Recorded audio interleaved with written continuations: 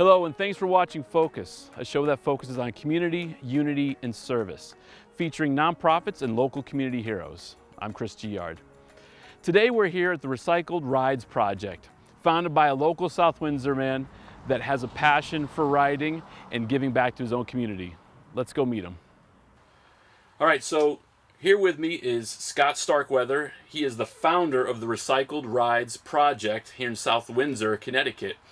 Scott, welcome to being Thanks, on Chris. Focus. Thanks for doing this. I appreciate it. Absolutely. So, why don't you tell the audience a little history of the project that you got going here? Sure. So, the Recycled Rides Project basically started, I was walking around the neighborhood with my dogs. We walk every morning. And going down around back, and a scrap guy had 2 bikes in his truck. You know, I thought to myself, wow, what a waste. You know, Yeah. I'm a rider. I love to ride. And, you know, I was like, that's ridiculous. These are nice. Somebody could use them. And, you know, a lot of people do that. They just put stuff on the side of the road. The guy comes and picks it up. So I came home. I was talking to my wife about it. And she's like, you know, you should put a post up on Facebook and just say, hey, you know, if you got extra bikes, I'll take them, fix them up. So I was like, yeah, all right. You know, so I thought about it for a couple hours, and then I put the post up, and, you know, 4 or 5 days later, all of a sudden I got 80 to 100 bikes. You know, I got people, you know, messaging me, hey, I got a bike. Hey, can you come pick it up? And at first I was like, yeah, sure. You know, I was driving all over the state, basically, you know, trying to pick bikes up. And so, you know, I got all the bikes in, so that was no problem. And then I'm like, okay, well, I don't really have all the tools to work on the bikes. So I've got to purchase those. So I went out and I purchased the tools. And then I'm like, okay, great. I'm fixing all these bikes up. How am I going to give them away? So once that all came about, I opened up the Facebook group, the Recycled Rides Project. And, you know, we had it was going slow. You know, the first couple of weeks I had maybe 100 members, couple, you know, 150. Right. Then Nicole Nalepa from Channel 3 did a Bright Spot, and it went crazy. I mean, I was up to like 800 members, and then now we're over 1,500 That's members. great. Yeah, it's really blown up, you know. And I know I reached out to you earlier. I live in town here with Scott, and I donated 2 bikes for my kids. And Yep. and I would say for anybody that's watching this, if you have that chance, seeing your kids' old bikes and go to a new home, it's so rewarding. So besides with the work that you're doing, it will also make you feel better too. So that was the first year. We're just talking 2020. We'll Yeah, call it, right? about 6 months. We did it for about 6 months in 2020. Which was the height of the pandemic. People were kind of still not sure where they wanted to go, but let's face it, being outside was safe and people loved it. I mean, I couldn't think of a better time of people wanting to be outside and ride a bike again. Did you feel that some people kind of rediscovered riding bikes? Yeah, I think so. I think, you know, once COVID hit, that people, they needed to find things they could do by themselves. It wasn't a group, you know, something they could do with a group. So everybody went for the bicycles. So the bike shops, basically, they got wiped out. They were, you know, they were behind months. I remember ordering my new bike, and the guy's like, yeah, I'd come back in a year and a half. And I was like, wow. So, you know, once this happened, it kind of, just the timing coinciding with COVID was fantastic, because people were hurting for bikes. You know, they wanted them, and the demand was there. And so it kind of snowballed. Like, people would start, they'd come, you know, they get a bike, they drop off 2. You know, they get a bike, they drop off 3. So it's basically, it's really like, you know, somebody comes today and, you know, they'll stop by, pick up their bike, and I'll have 2 more when I get home. So getting the bikes is very, you know, it's not a problem at this point. And the donations bikes are coming in like crazy as well. So you're getting all these bikes. Obviously, we're looking at some of them right now. We'll hopefully see a little bit more later. To keep up with refurbishing these bikes, that can't be easy. So what are some of the things? I know there's an Amazon Smile list. What is the best way for you to get help in your mission here for the project? So, yeah, we have an Amazon parts list page, and I put parts on that I go through a lot. You know, shifters, grips, chains, you know, tires, tubes, basically things of that nature. And a lot of people just go on there, they buy the parts. They're more comfortable doing that than sending a monetary donation. I mean, everything helps. The bikes are great, you know, but yeah, like you said, it's just a lot to get you. When you do, you know, last year we did 367 bikes, and basically every one of them probably has something that needs to be done to it. And so, yeah, if they can go to the Amazon parts list and donate anything, smallest thing, doesn't matter. Anything helps, you know. And yeah, we also have a GoFundMe set up. Okay. So, you know, monetary donations, we accept them as well. and everything that we do goes basically back into the project. I'm not paying myself. I'm not, I all the tools I basically bought myself. My wife and I funded probably close to $20,000 of this Wow. last year. So it was, it was a huge endeavor, but to me it was worth it because when you start getting the pictures and the videos of the kids, totally awesome.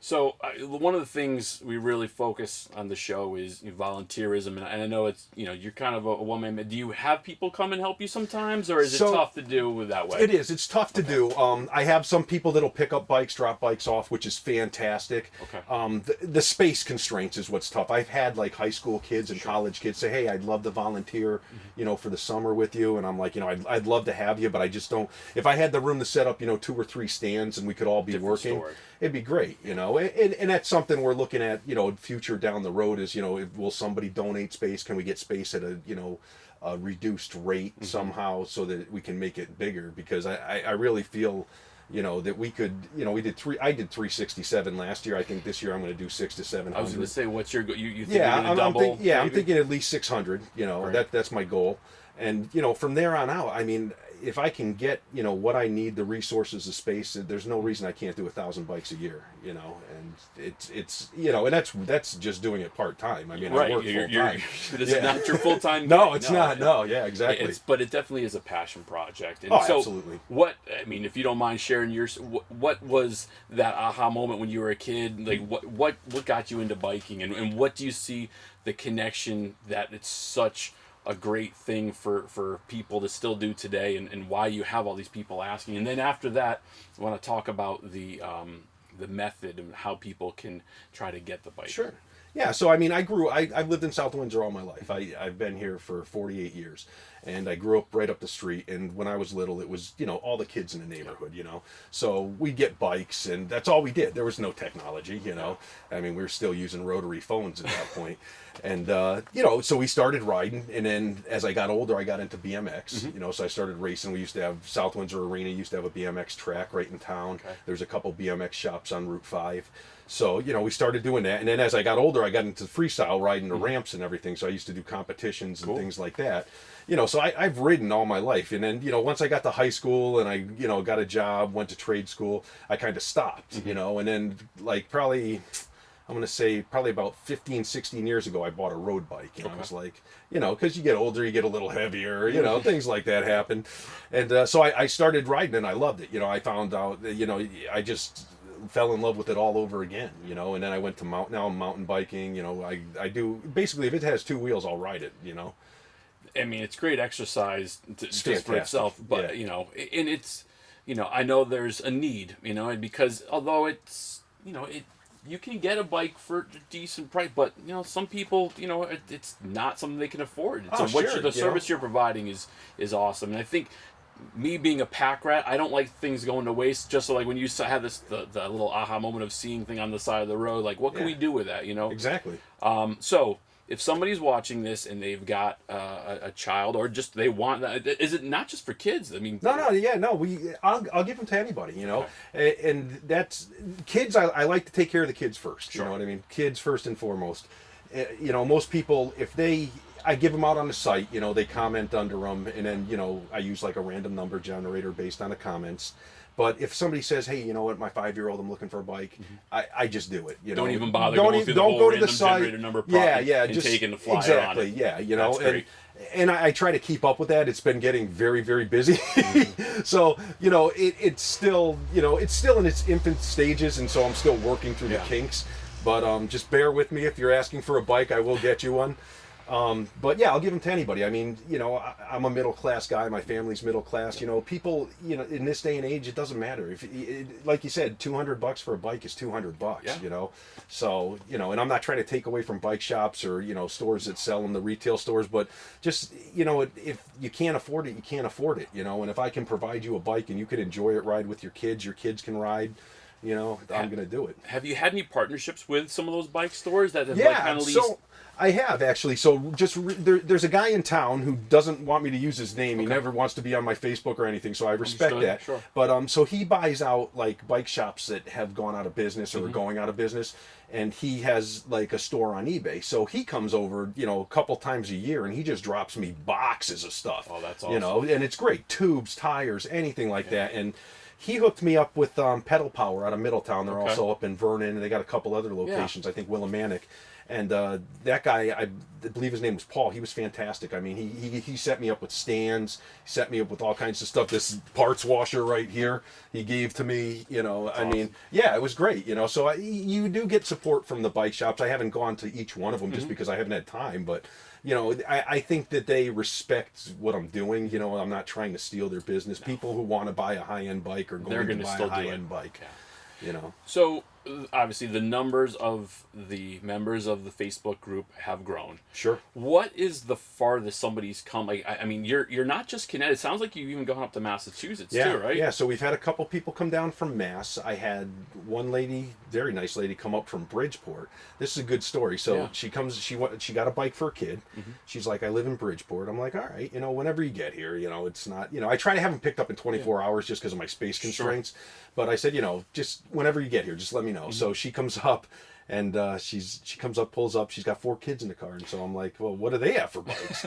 And she's like, well, they don't have bikes. And I'm like, well, let's get them bikes. I go, you drove all the way up here from Bridgeport. Let's give out all these bikes. So we loaded her car up with 4 bikes, and off she went. So I mean, can you speak to how does that warm your heart? I mean, if you know that you just helped 4 kids that would not have had that opportunity. Sure. Yeah. I mean, it's got to speak volumes for the reward of what you've put into it. It's awesome, because sometimes I get to the point where you're just, in anything you get frustrated, and then something like that happens. A couple nights ago, I was like, man, I can't keep up. I'm kind of complaining to my wife, and then this lady in town says, yeah, I have an autistic son, and he's really learning to ride, and we can't find a bike big enough with training wheels. And I'm like, I can hook you up. So she came over, we hooked him up, and her daughter has autism too, and so she's like, I'd really like, she didn't say it, she didn't want to come out and say it, so I said, does your daughter have a bike? And she's like, no. I go, okay, well, we'll get her a bike too. So that stuff like that like restores your faith in humanity. You know what I mean? Where you're like, and they send me photos and videos of the kids on them, and that's just awesome. And I think it's something in its purest form, the joy of learning how to ride a bike, and then having that, the independence of that you've accomplished something that you don't need that help anymore. Exactly. Or if they still need the training wheels, that's great too. But that it gives that independence. So exactly, you're kind of providing, besides just something physical, it's kind of a mental and emotional. Yeah, almost a therapy for them, exactly. Yeah, so and it's good therapy. You don't have to be fast. You don't have to be tricky. You can just ride. I mean, some days I ride, I go as fast as I can. Some days I just take in the scenery. It all depends on my mood, but it's always on a bike. So one more time for the audience, the website and then the Facebook group, if you don't mind telling. Sure. Yeah. So the website is www.recycledridesproject.org, and from there you can get to the Facebook group where we give away bikes. I post them, multiple bikes, 3 or 4 times a week for people to comment on. If you're interested in any of them, just put a comment interested. You don't have to write anything fancy. And from there, I use a random number generator based on the comments, and whoever's number coincides with it, they get the bike. And from there, you can donate. The Amazon page is on there. The GoFundMe page is on there. And the Facebook group is basically, if you just search Recycled Rides Project, it'll come up. It's a really long URL, and I don't have it memorized. I should. But no worries. I can put the link on the screen for folks, and share it when we do our social media post. So Scott, hopefully, if you don't mind, we're going to go take a tour around and see what the operation is like here. And let's go have a look. All right, sounds good. All right, Chris. So when the bikes come in, obviously I got to have a place to put them, which is a challenge in itself. So basically, until I get to them, this is where they stay. It's pretty much out of the weather. It's not too bad. It keeps them from rusting and all that stuff. You know, it's kind of a mess right now. I really got to pull it out because I just been putting stuff in here and putting stuff in here. But yeah, so this is basically where they start their new journey to the new home, and we go take them one at a time and just do what we can with them. So I'll take you over to the shop. So I built this back in 2020, you know, right about a year before COVID, and it was just supposed to be, you know, a little place to hang out, you know, get out of the house. And so after about 6 months, I really didn't do much with it. And, you know, I kind of felt bad. You know, my wife and I we bought the kits, we built them ourselves, and I was like, you know, it's just turning into a storage mess. And then this project came along, and it basically, all the tools I used to use for my, you know, full-time job are basically now up in the attic, and it's completely all bicycles. So, you know, we've got stands over there, we've got wheel truing stands, all the parts and everything that people donate are all right here. I can't thank people enough. It's, you know, it's been awesome. You know, and then all these tires are donated through Pedal Power, gave me a ton of them. People order them on Amazon. So it's unbelievable, the tires that I take off of bikes. You know, some bikes you just can't fix. They're, you know, an $80 bike you can't put $100 worth of parts into. So I strip everything. I mean, I basically take it. I'm like a pack rat. I take it all. These are all bikes that are basically, these are all done. All the bikes on a rack, aside from the ones on the wall. We're waiting to find some parts for those. And so yeah, these will be going out this year. They're all good. This one actually just came in. I kind of piled it on the good side. But yeah, they're all going to go out. You know, I try to give them away. So when I first started this year, I was all excited. You know, I'm like, I'm going to give away 15 bikes, you know. Well, I forget that, you know, yeah, that's easy to put 15 bikes up, but then I have to go through the random number generator. I got to tell people, I got to message them. So I'm like, all right, we'll stick with 5 or 6, you know. So I give out probably 5 or 6 3 times a week. I try to do 18 to 20, you know, a week. So it's been 3 weeks. We're up to like, I think 82, 83. So, you know, we're getting there. And it was funny, one lady commented, she's like, why aren't you on 400? You were at 3 something last year. And I was like, nah, new year, new numbers, you know, let's see what we can pull off, you know. So yeah, they'll all go. I mean, you know, I really wish I could give them all out at once, you know, because I kind of feel like, you know, I'm keeping people from riding, but it's just like, it's impossible for me to, you know, with a one-man show, it's tough to do. So I get them out as quick as I can. And, yeah, more parts, more stuff, tubes, boxes of tubes. I was telling you about earlier, the guy who drops stuff off, he just fantastic. You know, I mean, only thing wrong with him is the boxes are beat up, you know, so everything else, he gives me fenders, forks, all kinds of stuff up there. There's some seats, you know, he's been great. Everybody's been fantastic with, you know, the donations. So as long as they keep coming in, I can keep doing it. You know, the rims, I save all the rims, you know, everything is, usable at this point, you know. Yeah. I'll take you out over to the other shed. That used to be my lawnmower shed, but all right. So this was a shed I built back when COVID was going on, and I had nothing to do and I was bored, and I was like, oh, this will be great for, you know, the lawn tools, 4-wheeler stuff like that, and it's turned into the bicycle overflow. So all of these are done, ready to go, and I'm going to have to obviously take these out first so that I can mow my lawn sometime in the next week or so, but they are definitely, they're all going to go, and they're all ready. I mean, there's a lot of bikes just everywhere on the premises that I look. You know, they keep on coming.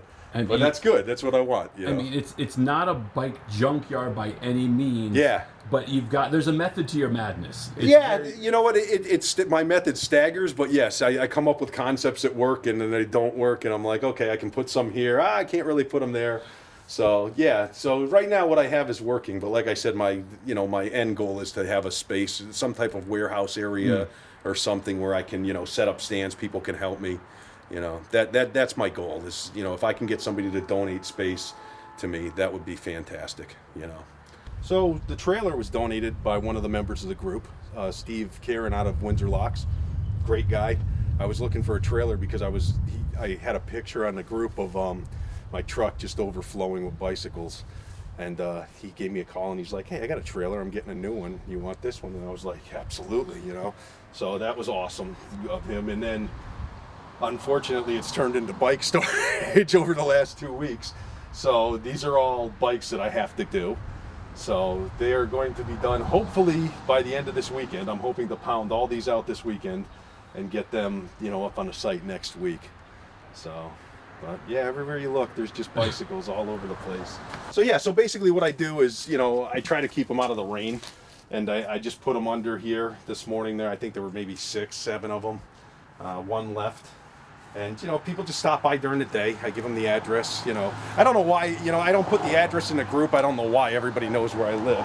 But, yeah, they can come whenever they want, drop off whenever they want, and it's pretty simple.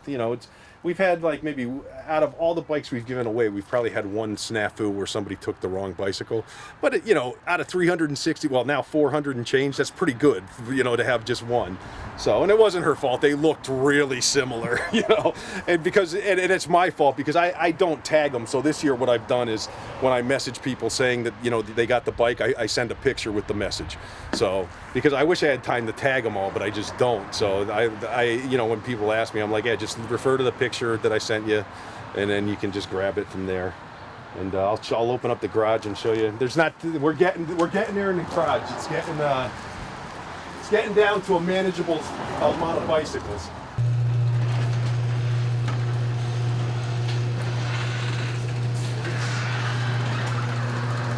Yeah, so this is basically where I've been working on all the kids' bikes. I try to do all the geared bikes out back. And I just started this a couple of weeks ago. I was doing everything out back, but then I was like, you know what, this is crazy because I'm getting so many and I'm dragging them all out and bringing them all back out front. So I try to do all the kids' bikes up here, and it's been working out pretty good.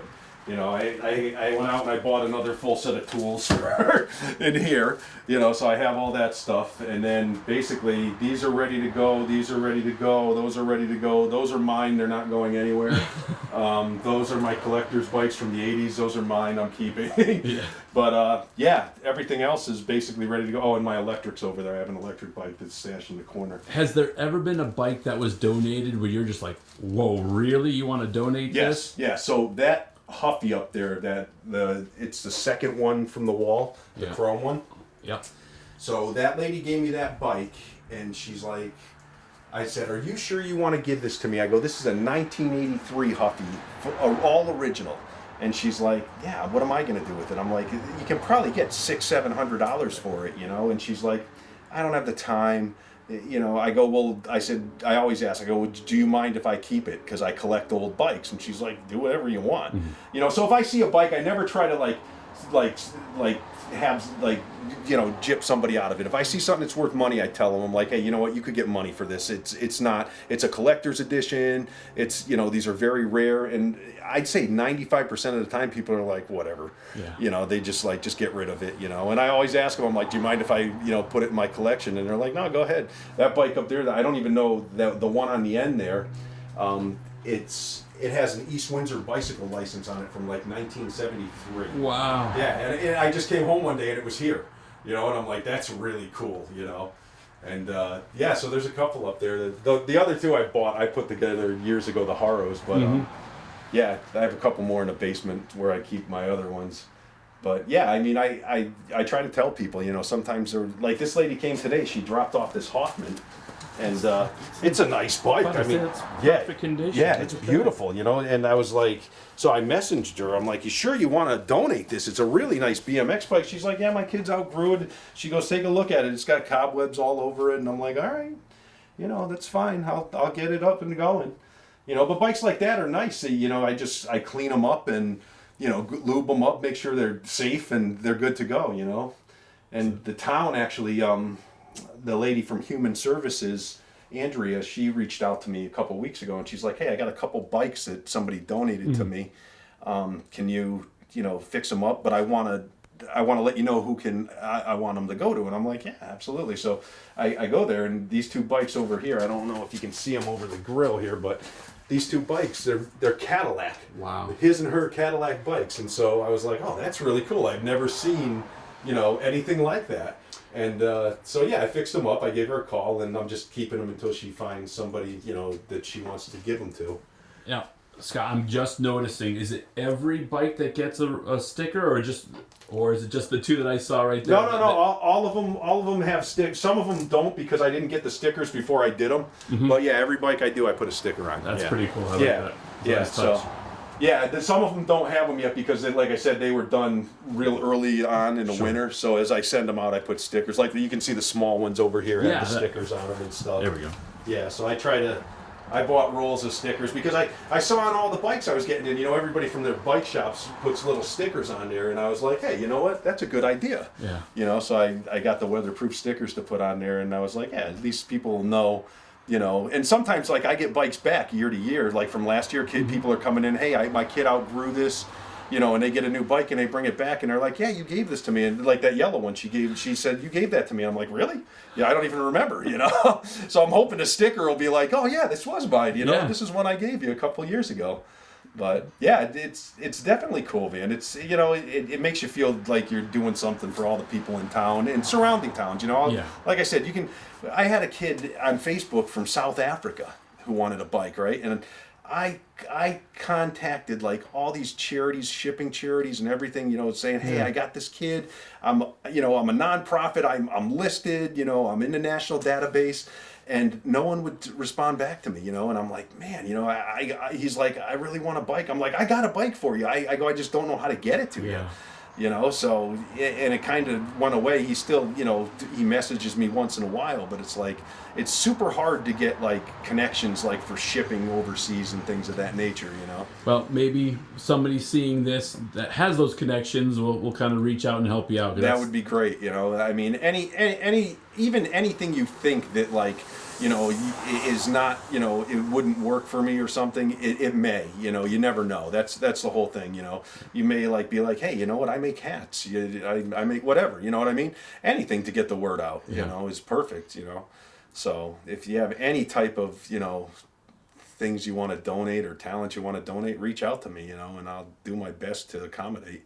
I'm not saying no to much lately, so.